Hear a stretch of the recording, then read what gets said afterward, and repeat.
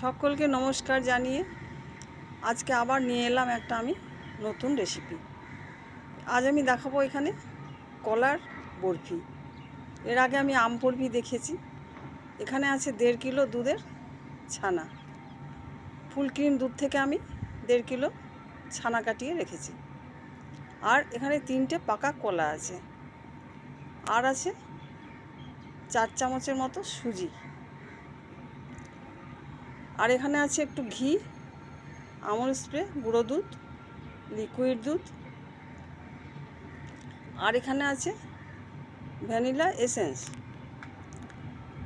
আর এখানে একটু খেজুর গুড় রেখেছি, কারণ এখানে আমি চিনি দিচ্ছি না, আমি খেজুর গুড় দিয়ে বানাবো। কিভাবে বানাচ্ছি তবে চলো শুরু করে ফেলি। বাড়িতে পাকা কলা আনলে শেষের দিকে কলাগুলো খাওয়া হয় না বলে এতটাই পেকে যায় যে আর সেগুলো খাওয়ার মতো থাকে না। তখন সেগুলো ফেলে না দিয়ে আমি এইভাবেই একটা রেসিপি বানিয়ে ফেলি। দেখো তোমরা কিভাবে আমি বানাচ্ছি। কড়াই গরম হলে 1 চামচের মতো ঘি দিলাম। তারপর সুজিটা দিয়ে আমি সুজিটা হালকা করে ভেজে নেব। খুব লাল করে সুজিটা ভাজার দরকার হয় না।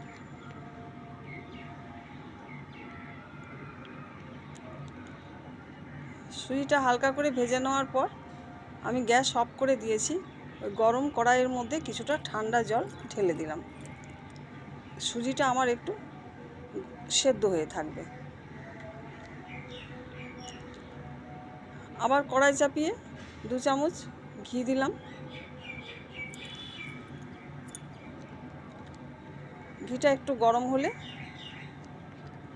সেখানে আমি ছানাটা দিয়ে একটু ভেজে নেব।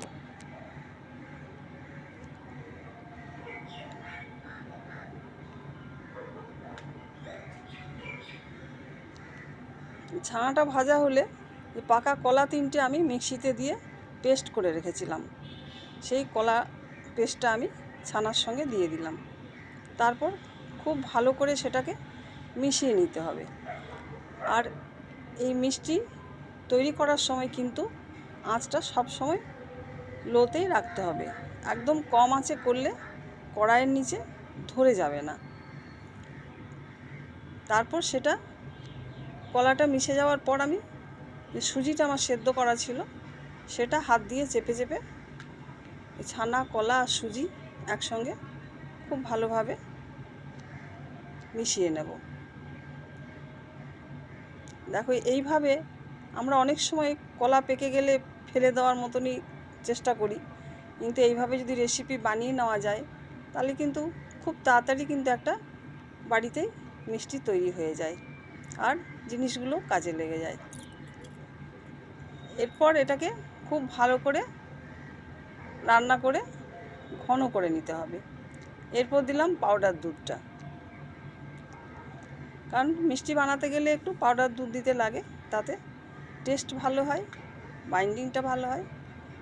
এরপর দেব আমি পাউডার দুধটা মিশে গেলে দেব আমি লিকুইড দুধ। লিকুইড দুধ দিয়েও খুব ভালো করে এটাকে মিশিয়ে একেবারে ঘন একটা মণ্ড তৈরি করে নিতে হবে। আর সব সময় আঁচটা কমে রাখতে হবে, কারণ কড়াইয়ের নিচে যাতে না ধরে যায়। এরপর আমি খেজুর গুড়টা গ্রেট করে রেখেছিলাম সেটা দিলাম। আমি গুড় দিলাম বলে যে কেউ চিনি দিতে পারবে না সেটা কিন্তু না। ইচ্ছে করলে কেউ চিনি দিয়েও করতে পারো, কেউ গুড় চিনি দুরকম দিয়েও মিশিয়েও করতে পারো। এরপর শেষে দিলাম আমি বেশ কিছুটা ঘি। ঘি দিয়ে এটাকে খুব ভালো করে নাড়িয়ে একটা খুব ভালো মণ্ড করে নিলাম। একটু শক্ত করে মণ্ডটা হবে। তারপর থালায় আমি ঘি দিয়ে রেখেছি, এই মণ্ডটা শক্ত হলে আমি সেই থালার মধ্যে দিয়ে ফেলে দেবো। এরপর দিলাম আমি একটু ভ্যানিলা এসেন্স। এখানে আমি এলাচ গুঁড়ো দিলাম না, কেউ ইচ্ছে করলে কিন্তু এলাচ দিতে পারো। এরপর এটাকে খুব ভালো করে একটু শক্তভাবে মণ্ডটা তৈরি করে নিতে হবে। তারপর থালার ঘি মাখিয়ে রেখেছি সেখানে দিয়ে খুন্তি দিয়ে খুব ভালো করে চেপে চেপে সেটা ছড়িয়ে দিতে হবে। তারপর পিস কেটে কিছুক্ষণের জন্য ঠান্ডা করে ফ্রিজে রেখে দেবো।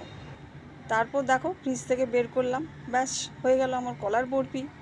আমার রেসিপি তোমাদের কেমন লাগলো কমেন্টে জানিও। টাটা।